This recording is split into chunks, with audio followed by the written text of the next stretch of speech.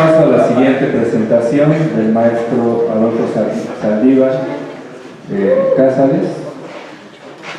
Una breve reseña acerca de él. Él realizó sus estudios universitarios en la Facultad de Arquitectura de la Universidad Autónoma del Estado de Morelos. Realizó una maestría en estudios territoriales, paisaje y patrimonio. Se ha desempeñado profesionalmente como supervisor del proyecto integral de la maqueta del Aeropuerto Internacional de la Ciudad de México. Es coordinador del Departamento de Promoción de la constructora Hogares Unión, jefe de departamento de la Dirección de Juventud del Ayuntamiento de Cuernavaca, y desde 2009 es profesor de la Facultad de Arquitectura de la UAM, en la que además ha ejercido los cargos de coordinador de asuntos estudiantiles, jefe de carrera de la licenciatura en arquitectura y coordinador general del proceso de acreditación 2014-2019. Actualmente director de la Facultad de Arquitectura de la UAM, profesor de tiempo completo y tutor en el programa académico de la licenciatura en arquitectura. Bien, pues muy agradecido y muy complacido de estar aquí presentes el día de hoy en esta segunda jornada de cognición. Y antes de iniciar esta charla que quiero tener con todos y cada uno de ustedes, no es un comercial, pero entender las formas, la arquitectura en su esencia misma, es filosofía, es poesía, es emoción, es corazón. Y no estoy vendiendo este artículo, pero lo encontré en la FIL de Guadalajara y creo que para todos los estudiantes que quieren saber más a profundidad sobre la percepción y cómo el ser humano se comporta en el espacio interior y exterior, cómo percibe la ciudad, cómo comprender nuestro entorno, creo que es un buen libro que puede librar la imaginación, y a través de esto quiero provocarlos e incitarlos a la lectura. Es un libro de Stephen Howe que dice: Cuestiones de la percepción, fenomenología de la arquitectura. Y para provocarlos solo les voy a leer un pedacito que me pareció muy interesante en relación a la plática que voy a tener hoy con ustedes, que dice: no hay ciertamente fenomenología, pero sí problemas fenomenológicos. Ludwig Wittgenstein.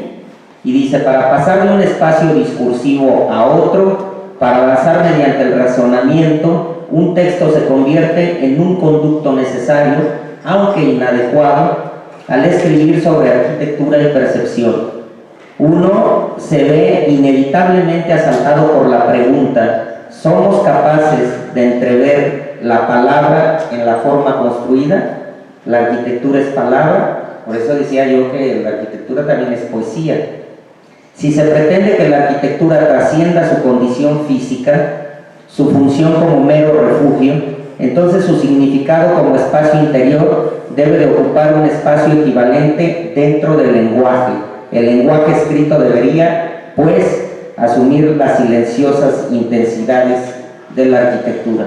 Y con esto inicio un tema que estoy desarrollando, investigando, interesante, sobre cómo percibimos, en particular los estudiantes de arquitectura y todos los que nos acompañan el día de hoy, cómo percibimos nuestro entorno.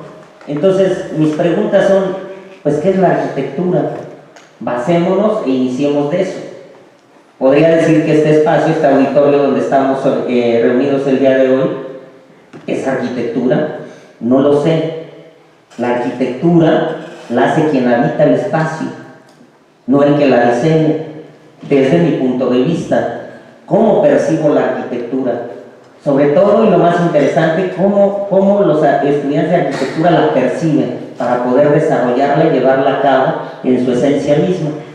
Y como tercer punto, ¿cuál es el futuro de la arquitectura? Voy a dar una plática con postulaciones muy sencillas, aunque tienen demasiada profundidad, pero por el tiempo y además por la intención que traigo de hacerla muy amena y como una plática.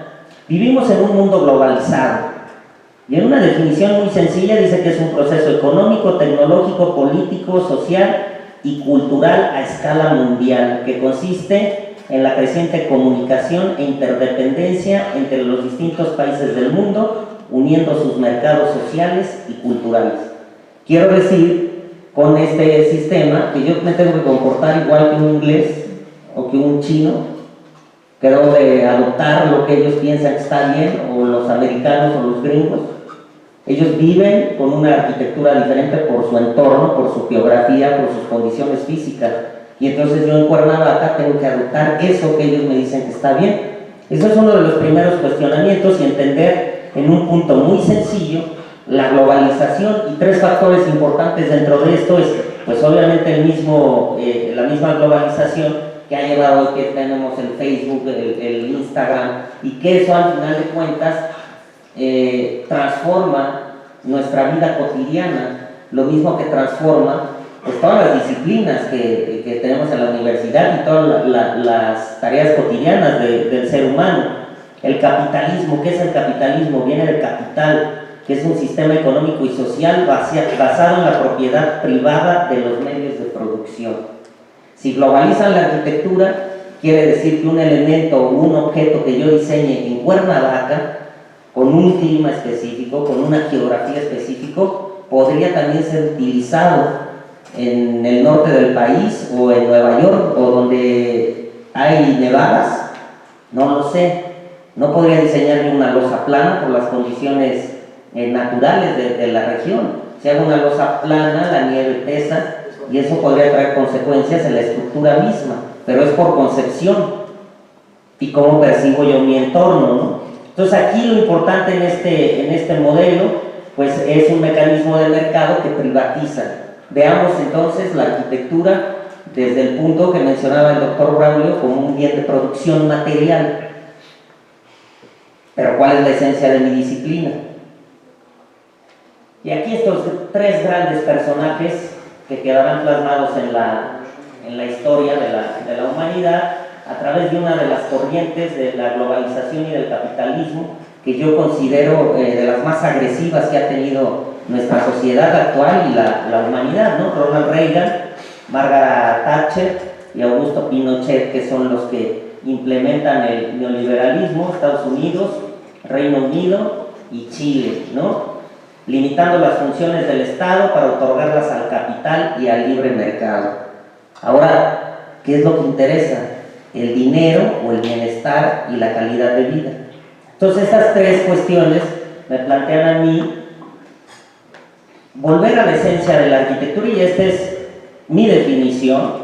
Podrán debatírmela con justa razón porque cada quien tiene su percepción y genera qué es para uno la arquitectura, sobre todo cuando uno es arquitecto, y para mí es el arte de diseñar espacios relacionados entre sí para satisfacer las necesidades del ser humano. Y pongo esto en otras palabras, su fin es hacer feliz a quien habita ese espacio, buscar la felicidad a través de la forma y las texturas y cómo se percibe y se maneja el espacio y el entorno transformado por el ser humano. Y entonces entiendo que ahora veo el entorno, lo observo, lo analizo, y la arquitectura a través del mercado inmobiliario y el urbanismo como mecanismo de transformación de la arquitectura se basa en un medio de producción de bienes económicos. ¿Cuál es la intención? Ya no podría yo decirle que es arquitectura, porque si entramos al fordismo, al posfordismo, dentro de las corrientes neoliberales, que todo es la producción en serie, entonces hablo de construcción y de industrialización de la construcción, pero no la esencia misma de la arquitectura, el concepto amigable del entorno, el concepto de respetar la cultura, porque cada espacio lo define la cultura y la gente que habitará ese espacio. Y eso es interesante, ¿no?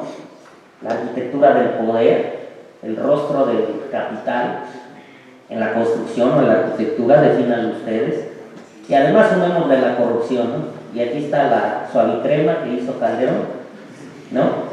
Son 1.000 millones de pesos, esos 1.000 millones de pesos que pudieron beneficiar a miles de gentes con viviendas dignas, ¿no? Respetando el entorno y haciendo un buen vivir y haciendo ciudad.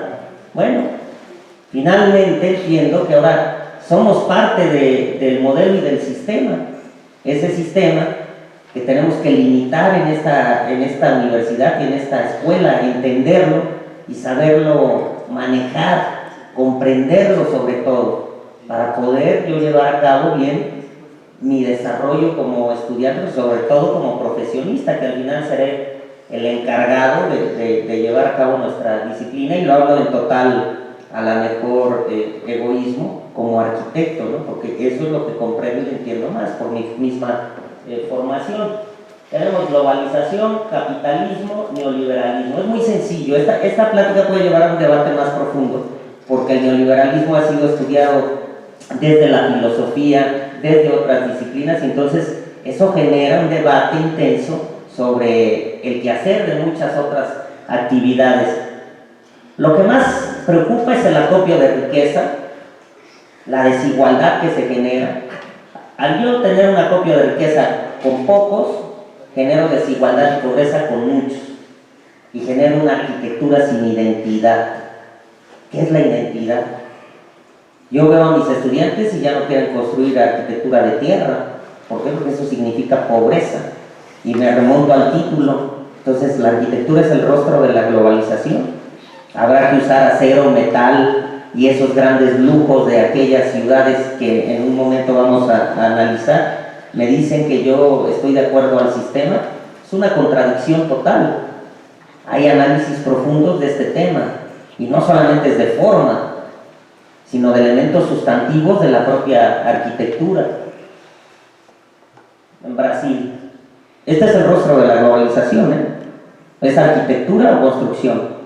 Quiero empezar a crear en ustedes una conciencia crítica, sobre todo en los estudiantes. ¿Es generación de riqueza? Yo creo que sí, al otro lado, ¿no? Y en México tenemos claros ejemplos de ello. Y aquí está México. Sí hay pobreza globalizada, es el mismo rostro y la misma imagen.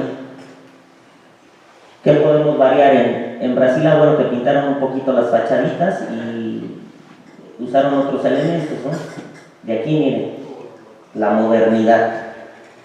¿Por qué? Porque alguien de Yecapixtla o de pueblos tradicionales dice: ya me fui a Estados Unidos a trabajar y ahora quítame ese adobe y quítame esa teja, porque yo ya no soy pobre, pues yo soy un miembro más del capitalismo, de la globalización, y entonces yo ya tengo dólares para tener una vivienda digna. Habría que analizar esos temas, y la intención de esta plática es justamente generar a profundidad el debate, los contrastes, ¿no? Desigualdad urbana y arquitectónica, riqueza, pobreza, la masividad. No sé si a esto se le puede entender como urbanismo. Lo que sí, para mí, en lo personal, es el rostro de la globalización: atacar a todo lo que está alrededor de nosotros para generarlo en capital. Y los gringos fueron muy abusados. Inventaron, después de la Segunda Guerra Mundial, con la hegemonía económica que ellos manejaban y además siendo triunfadores de la misma, pues ¿qué hicieron? El Fondo Monetario Internacional, el Banco Mundial, que te impone políticas, y regreso a Margaret Thatcher y a Pinochet y a Ronald Reagan, que dijeron: si no estás así, estás mal, no formas parte de este mundo, aíslate o muere. Hay que entenderlo sabiamente, hay que profundizar más en el tema, porque es lo que vemos, ¿no? Y entonces, pues ahora, ¿de qué depende la arquitectura? Sus horizontes laborales dependen de sus labores horizontales en forma de sátira, ¿no? ¿Hacia dónde vamos a llevar ustedes, que son el presente de este mundo? ¿A dónde van a llevar nuestra disciplina, que es interdisciplinaria, ¿eh? La arquitectura trabaja de la mano con muchas disciplinas: biología, matemáticas, física, viene de materia, de madre, mater, que dice madre en latín. La arquitectura es materia viva que se transforma. La ciudad se transforma todos los días, y esto es a lo que llamo la arquitectura del siglo XX. Un claro concepto de diseño, de no pensar en que la gente tiene actividades para desarrollar. Pero muchos alumnos, cuando les reviso su diseño, dicen: ay, el patio de servicio no tiene importancia, de 2x2. Ah, pues no lavan los calzones, no lavan sus pantalones. ¿Dónde está el espacio? Eso es arquitectura.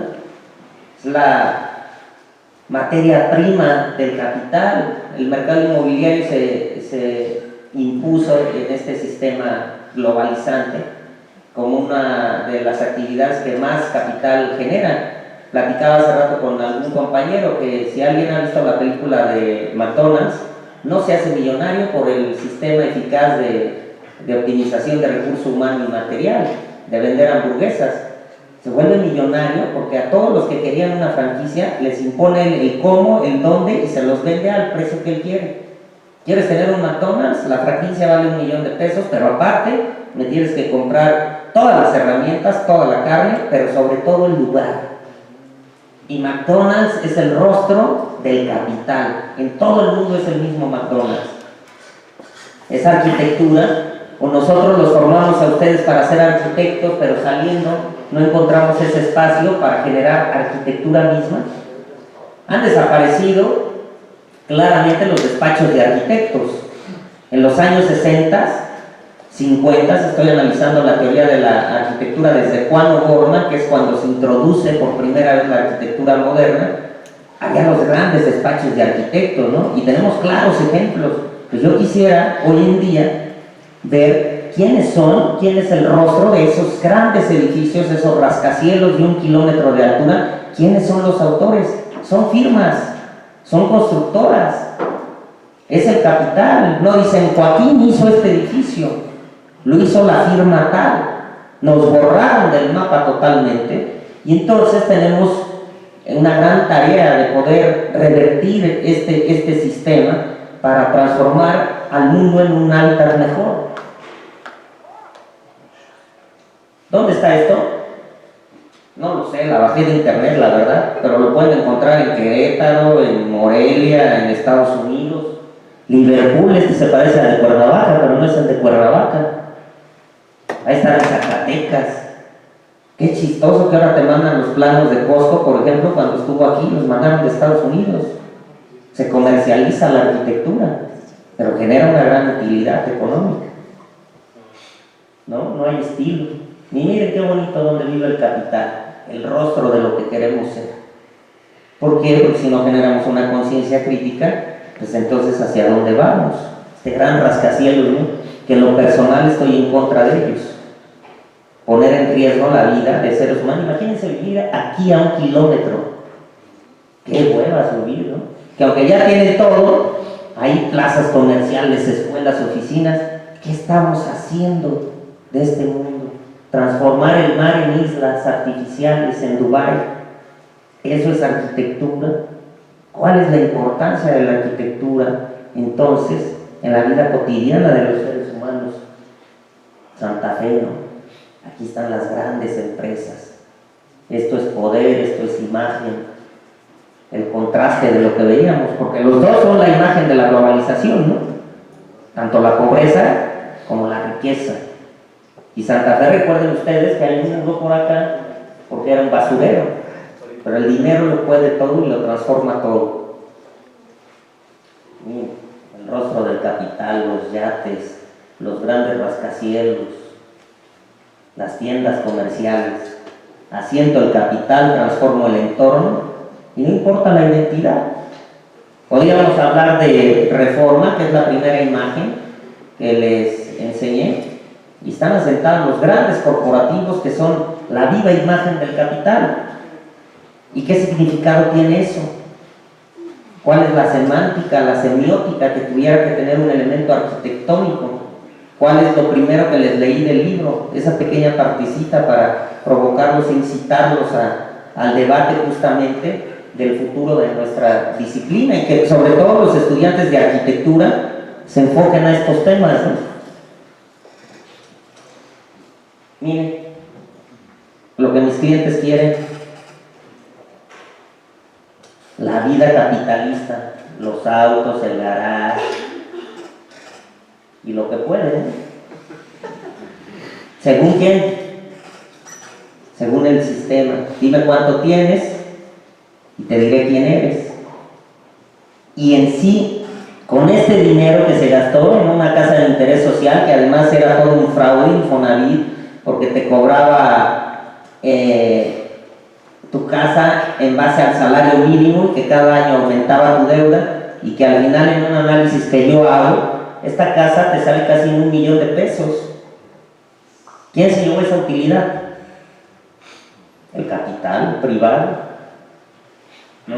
Entonces, distorsión del significado de la arquitectura, que no es arquitectura. La entiendo como un bien de producción material, pero no es arquitectura, es industrialización. Me decía mi amigo Braulio una vez, arquitectos hay pocos, constructores hay muchos. Y aquí en esta escuela queremos formar arquitectos con ética y sentido humano, y un gran genio de la arquitectura, Luis Barragán. La percepción del espacio, la textura, el color, la integración para el desarrollo de las actividades y muchas cosas más que podría yo profundizar con Luis Barragán. Esta plática en sí tenía la intención, en estos días que la estuve haciendo, de pues, reflexionar el rumbo de nuestra disciplina, reflexionar el mundo del planeta, de los seres humanos, a dónde vamos, y que ojalá esta plática, esta pequeña platiquita que estoy teniendo con ustedes, me diga, ahora cómo veo la arquitectura, desde qué punto. La fotografía se puede ver en 3 dimensiones, pero no las tiene, porque la fotografía veo desde el ojo de quien tomó la imagen, pero el elemento físico formal de la arquitectura tiene diferentes percepciones. Mi cognición me dice, lo veo diferente de noche y lo veo diferente de día, lo veo diferente de afuera y lo veo y lo siento diferente en el interior. Entonces, son partes de esta reflexión, y pues espero que los incite a entender un poquito más de nuestra disciplina. Muchas gracias.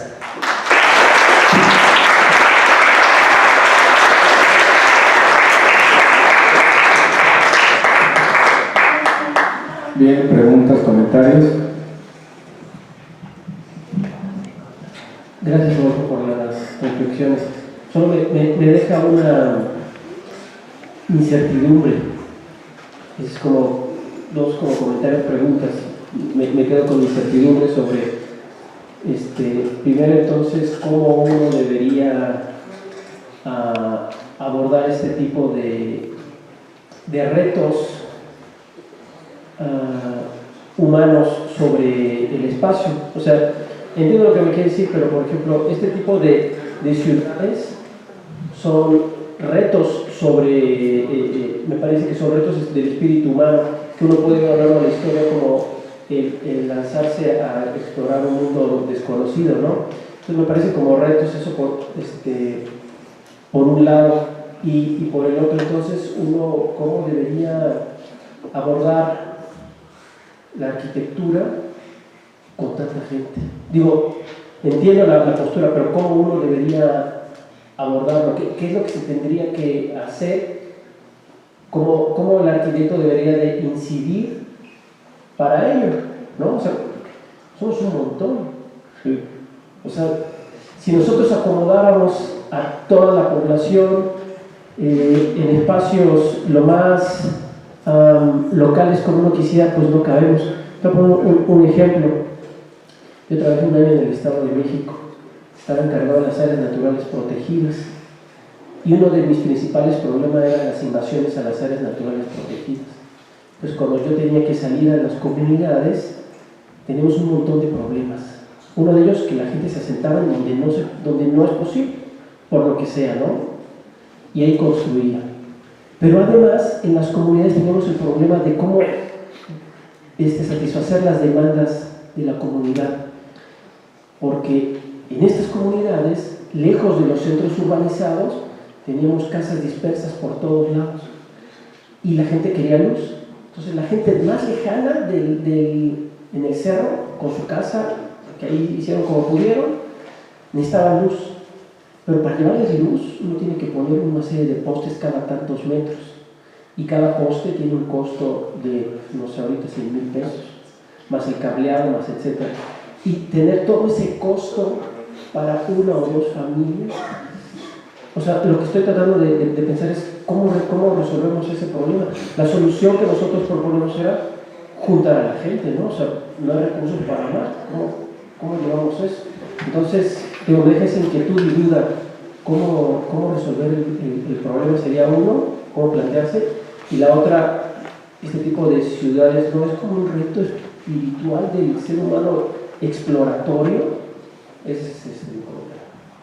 Ok, a ver si la comprendí bien la pregunta y reflexión.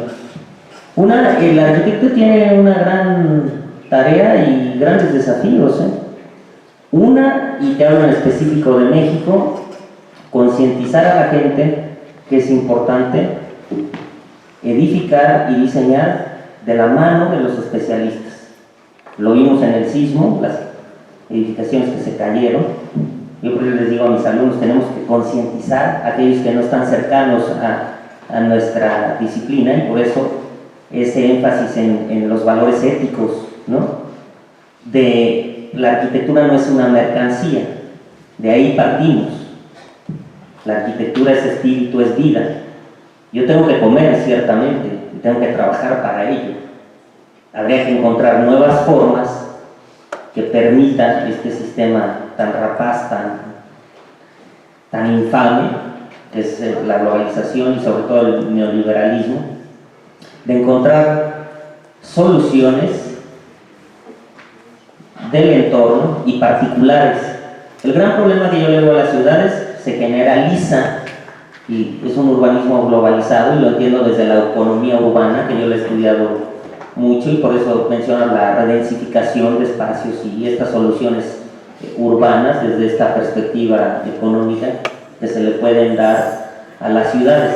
El problema que yo he analizado, es un tema que estoy llevando para el doctorado, es que cuando se perdió la identidad y no se respetó las condiciones específicas a través de estos, y sobre todo el Banco Mundial y el Fondo Monetario Internacional, que promovieron las ciudades horizontales y verticales, se generó justamente el crecimiento de la mancha urbana, la explotación de los recursos naturales, la falta de servicios, el hacinamiento, el abandono también, porque lo veían como un comercio. Aquí en Xochitepec que hay un fraccionamiento que se llama Los Laureles, 3.500 viviendas. De esas 3.500 viviendas, cuando hicimos el estudio, había 200 viviendas ocupadas. Las demás eran de fin de semana, y algunas otras ya las recogió el Infonavit, pero ya no las pagaron. Entonces, son problemáticas. Creo que no hay una postura general para solucionar lo que me dices, sino casos particulares que en el entorno y desde el punto de vista de la arquitectura misma, quienes serán los encargados de atender estos problemas, les dan soluciones específicas. No estoy perdiendo la globalización, porque tiene cosas buenas, pero regionalizar y atender desde una visión local con conexión global creo que nos ayudaría a entender un poco más este fenómeno pues también de densificación y de explosión demográfica, ¿no? Los chinos ahora, hay un ejemplo que me interesa mucho, que están creando ciudades fantasma, ¿no? Están generando una esfera inmobiliaria y construyen y están vacías las ciudades. Hay varios ejemplos ahí. Entonces yo creo que si es que más o menos ahí voy en la pregunta, lo estoy tratando, tendremos que atender por casos específicos. Colombia no es lo mismo que México, México no es lo mismo que Estados Unidos. Clima, región, geografía te marcan la pauta, y desde esa postura generar soluciones, pero sobre todo soluciones que vayan de la mano con políticas públicas, generación de espacio público, de accesibilidad, de reducción. Fíjate cómo se atiende el problema, y uno muy sencillo aquí que creo que todo el mundo lo conoce: galerías. Galerías son 2 niveles, pero tiene 6 niveles de estacionamiento. Es más el área construida para el auto que para el ser humano, por reglamento.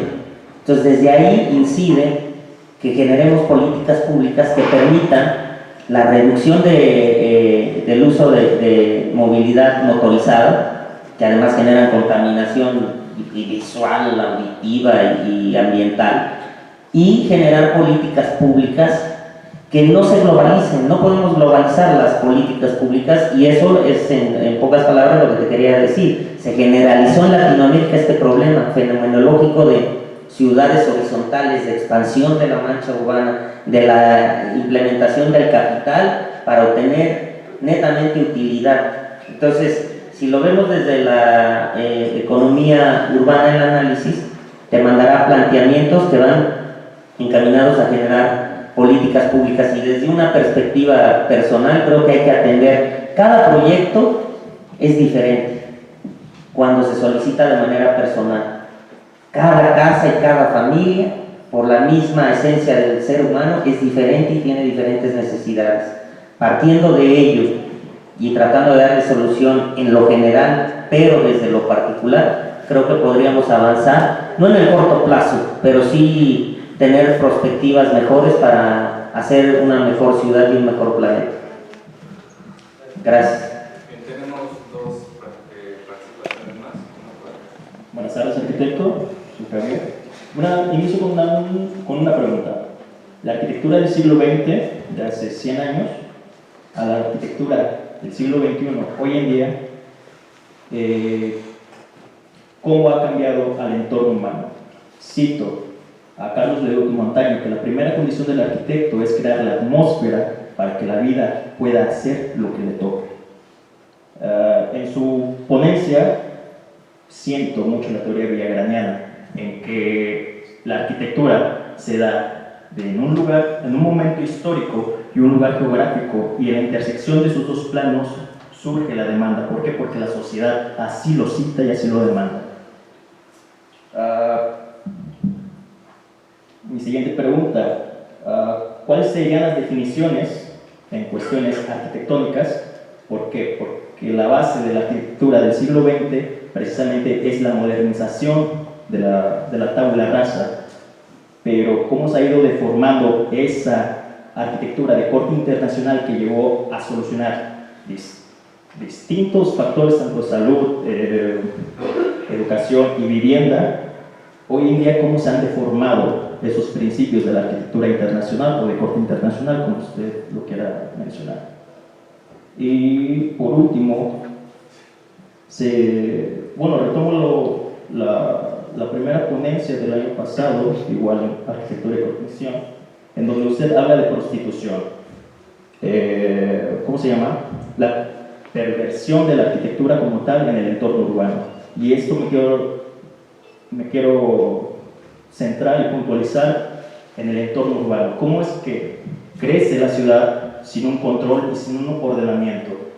Claro está, no puede ser un crecimiento ordenado como lo proponía Mario Pani, pero sí debe de haber una coherencia y una lógica tanto constructiva, y usted lo menciona, multidisciplinaria con otros factores, tanto urbanos, artistas, etcétera. ¿Cómo poder dar una solución urbana? Porque también lo repite tanto Teodoro González como Javier Sordón Madaleno, que debe de haber y existir una intervención y un apoyo tanto público, del sector público, pero también del sector privado. Muy parecido a lo que está haciendo Michel Rotkin hoy en día con las corporaciones privadas de Liverpool y todo eso, ¿no? Regresar una identidad al tercer usuario. Sería todo. Ok, y sí, esta ponencia, bien lo dices, tiene mucha esencia de Villagrán, a quien considero el padre de la teoría arquitectónica en México, ¿no? Un gran teórico fundamentalista de lo que es y debería de ser la arquitectura para la vida misma. Creo que el urbanismo, como de hecho es mi tema para el doctorado, el urbanismo como mecanismo de transformación de la arquitectura para el siglo XX es un factor importante. El tema es que las políticas y en general la cultura globalizada aísla a la arquitectura. Entonces, ¿cómo se transforma a partir de la arquitectura la vida misma? Es que la arquitectura se aísla y la construcción transforma la esencia misma del capital, que esa es la intención que yo entredejo ver en este análisis que estoy realizando. O sea, la ciudad ya no es para el ser humano, la ciudad es para el dinero. Si no hay utilidad en el hacer ciudad, no tiene interés ni del gobierno ni de las políticas públicas nacionales, locales o internacionales. El tema en México es más complicado por la ausencia de conocimiento y gente capaz de llevar las riendas de las instancias que deberían de poner atención a estos temas vitales en nuestros lugares. El hacer ciudad es importantísimo. El urbanismo es un factor predominante para también generar capital, pero sobre todo para mejorar nuestras actividades cotidianas. Yo un ejemplo te pongo, Morelos dicen que es turístico, no hay infraestructura hotelera. Hicimos una encuesta, son muy pocos hoteles y no tenemos diversificación. Hoteles 5 estrellas hay muy pocos, las haciendas que privatizaron el patrimonio, que de hecho eso es mi tema de maestría, la privatización del patrimonio cultural edificado, donde te roban también la identidad, ¿no? Estoy tratando de contestar las tres puntas, tú me dices si no. Creo que es importante las políticas públicas, entender que el ser humano de manera independiente es diferente a todos los demás, aunque somos una sociedad. Entonces, atender siempre es lo que he dicho, atender en lo específico con el factor general para hacer ciudad. Entradas, salidas, una ciudad accesible, ¿no? Inclusive voy a hacer una crítica en lo personal. La misma universidad no tiene accesibilidad universal.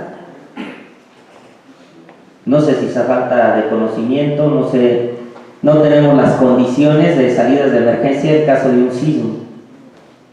Si bloquean la entrada y la salida de Campus Norte, entonces entender la arquitectura que es diferente al urbanismo. Entiendo al urbanismo como un mecanismo de la arquitectura y de la necesidad natural del ser humano de habitar. Por eso decían en la charla, ¿quién hace la arquitectura? Quien habita el espacio. Es como la poesía, ¿quién la hace? Quien lo lee. Y en esos factores, y Villagrán tiene muchos de esos temas. ¿Por qué? Porque el arquitecto debe de ser humanista. Y lo primero que tiene que hacer para transformar su entorno es entenderse a sí mismo y entender a sus semejantes, entender su cultura, sus gustos, sus aficiones. Entonces la arquitectura va más allá. Por eso decía yo en alguna plática que tuve en la presentación del libro del Dr. Bradley, me dije, de locos y poetas todos tenemos un poco, y hablé de la arquitectura atómica, ¿no? Que es materia, que es esencia, que es vida, que es amor. Entonces la arquitectura es amor. Y si yo hago arquitectura para un cliente, le estoy dando amor. Entonces cambia toda la percepción, justamente, que es este espacio de debate, de cómo entender la arquitectura. Y por eso esa reflexión que les dejo a todos los asistentes, de pensar hacia dónde vamos, qué podemos hacer y cómo solucionar problemas. No son problemas sencillos. Ahorita la esencia misma no es el ser humano, sino el capital, los clústeres, las plazas, los locales comerciales. Hay una explosión y una implosión y explosión de plazas comerciales con todo, spa, vivienda. ¿Qué es más importante desarrollar en la ciudad? Pero eso viene emanado sobre todo de las políticas públicas.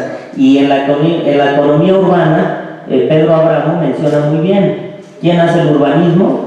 Pues los agentes inmobiliarios que manejan el capital. Yo mando al gobierno, por eso es el neoliberalismo, limita la autoridad del Estado, pero el capital es el que manda. Quiero poner una plaza ahí porque por metro cuadrado me va a redituar, no sé, $2,000. Entonces cambia tu plan de desarrollo urbano, yo quiero hacer la plaza ahí, y eso se hace. ¿Quién estructura y quiénes son los agentes y los factores que modifican el buen vivir o la ciudad y su funcionamiento?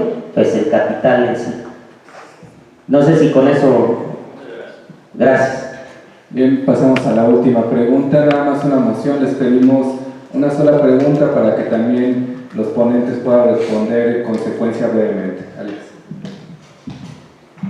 Lo mío es muy breve, en realidad es solamente un comentario que me surge a partir de su presentación y bueno, es un poco sobre esta idea de que la arquitectura pues es también una manifestación del poder, ¿no? El ser humano tiene en su naturaleza esa necesidad de cambiar la materia y a través de